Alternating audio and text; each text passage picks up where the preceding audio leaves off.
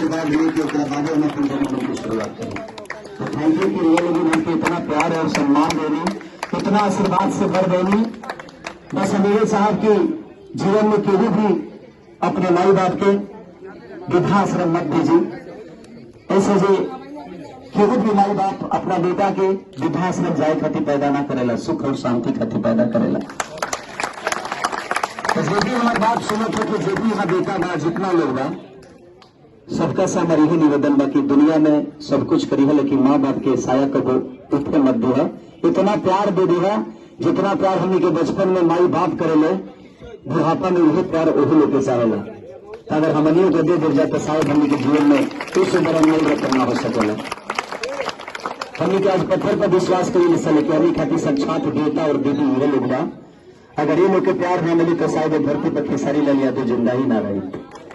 तो माँ बाप के प्यार बहुत अनमोल होला। शायद हर बेटा समझे तो कोनो माँ बाप वृद्धाश्रम ऐसे ना करी, और भगवान करे कि हर बेटा ये बात समझ जाए ताकि ये धरती से वृद्धाश्रम के नामो निशान मिट जाओ, केहू वृद्धाश्रम ना जाए। तो सबके जोर से एक बार बस आशीर्वाद मिलो कि ऐसा ही करे कि क्षमता के शरीर के हमेशा बना रहो और वो सबके प्यार और आशीर्वाद मिले।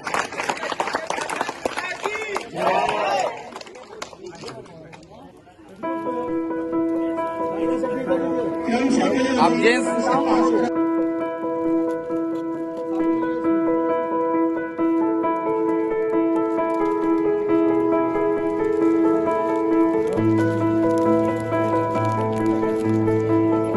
भैया जी की उपस्थिति से